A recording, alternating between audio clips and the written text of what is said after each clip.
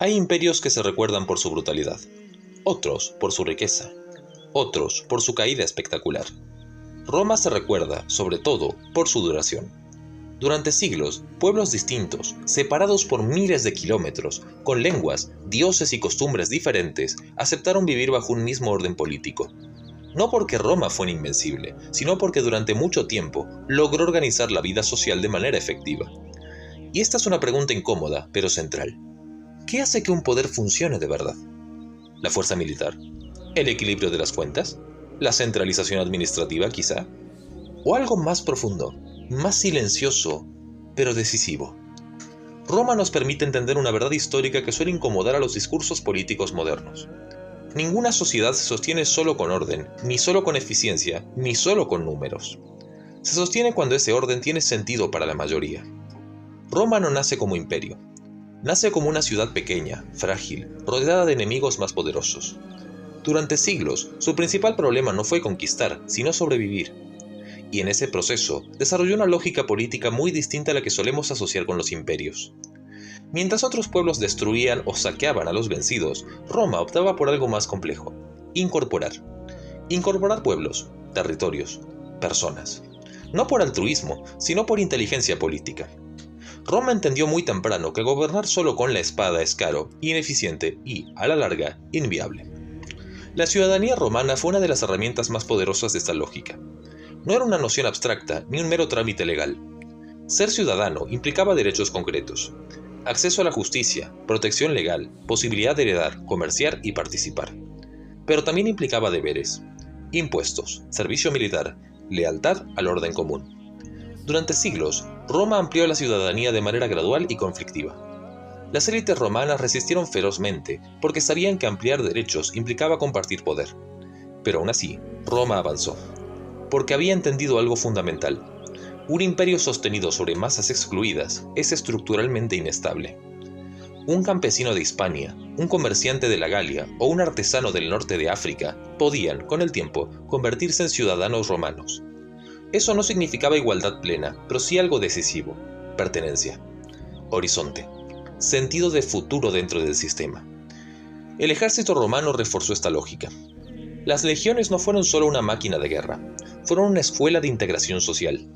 Reclutaban hombres de todas las provincias, los disciplinaban, les daban un salario regular, una identidad común y muchas veces tierras al licenciarse. El ejército no solo defendía el imperio, fabricaba romanos. A esto se sumó la infraestructura: caminos, puentes, acueductos, puertos, ciudades. No como lujo, sino como política. Roma no concebía el poder sin obra material. Una calzada romana no era solo una obra técnica, era una declaración política. Decía: este territorio importa, está integrado, no está abandonado.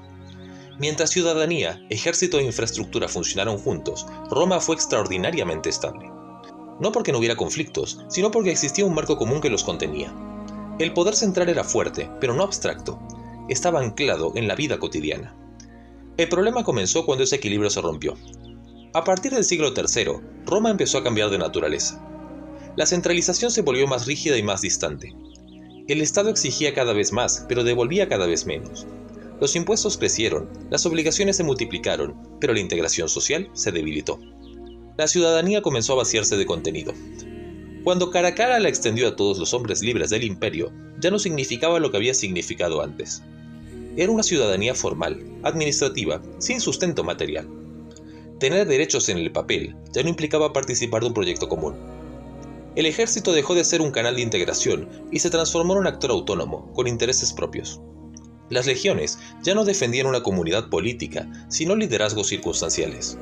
La lealtad al orden común se erosionó. La infraestructura se deterioró, no porque Roma se hubiera empobrecido, sino porque el excedente se concentraba en sostener una estructura estatal cada vez más costosa y menos productiva. Caminos abandonados, ciudades vaciadas, campos despoblados. Hago una pausa breve acá. Si este tipo de análisis histórico te interesa, suscríbete al canal, deja tu like y comenta. Esta serie busca pensar la historia con profundidad y tu apoyo es clave para que siga existiendo. Continuando, Roma no cayó de un día para otro. Durante siglos siguió existiendo, incluso cuando ya había perdido su función social. Desde adentro, el sistema parecía eterno. Desde afuera, estaba vacío. Y acá aparece una confusión muy común, especialmente en discursos políticos contemporáneos. Creer que Roma cayó por exceso de Estado. Eso es simplemente falso.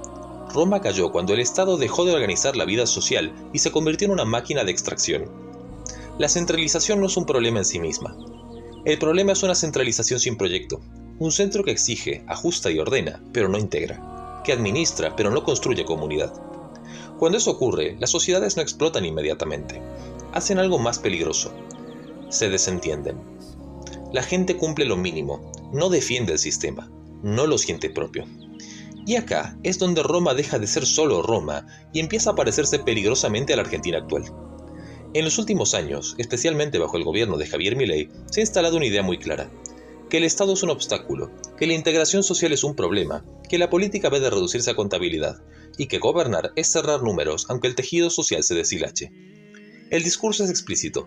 La justicia social es una aberración, la redistribución es un robo, la obra pública es corrupción por definición, el Estado no debe integrar, solo retirarse. La sociedad, se nos dice, se ordenará sola. Roma ya probó ese camino, y fracasó miserablemente. Cuando el poder se concibe solo como administración técnica, cuando se gobierna para equilibrios abstractos y no para personas concretas, el resultado histórico es siempre el mismo: desintegración. En la Argentina actual, vemos síntomas que la historia reconoce de inmediato: infraestructura abandonada, obras paralizadas, territorios desconectados. Un Estado que se retira del territorio real mientras se refugia en discursos ideológicos. La ciudadanía, como en la Roma tardía, empieza a vaciarse de contenido. Tener derechos formales ya no garantiza el acceso real a trabajo, salud, educación o futuro. El mensaje implícito es claro: arréglate solo. El mercado, como siempre, no integra, selecciona. Y las sociedades que delegan toda la integración al mercado terminan fragmentadas, desiguales y políticamente frágiles. Roma nos enseña algo brutal. Cuando el centro deja de organizar, las periferias se vacían. Cuando el Estado deja de construir comunidad, la sociedad se atomiza. Y cuando eso ocurra, ningún ajuste alcanza. La Argentina no enfrenta hoy solo un problema económico, enfrenta un problema de proyecto. La pregunta no es si el déficit baja o sube, la pregunta es ¿para qué existe el poder político? Roma funcionó cuando entendió que el poder debía integrar, dar sentido, construir pertenencia. Roma colapsó cuando redujo el poder a administración, coerción y recaudación. La historia muestra que los proyectos políticos que duran no son los más eficientes en términos contables, sino los que logran que la mayoría se sienta parte de algo, que su esfuerzo vuelve, que su trabajo tiene sentido. La lección romana es clara, aunque incómoda. Un país no se sostiene solo con orden, ni con ajuste, ni con discursos contra el Estado.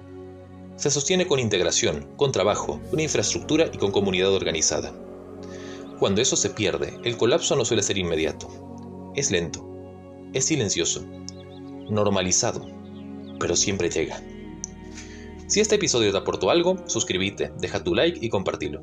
En el próximo capítulo vamos a seguir recorriendo la historia para entender por qué algunos proyectos nacionales logran perdurar y por qué otros, aún prometiendo orden y eficiencia, terminan vaciándose desde dentro. Y como siempre decimos, primero la patria, luego el movimiento y por último, los hombres.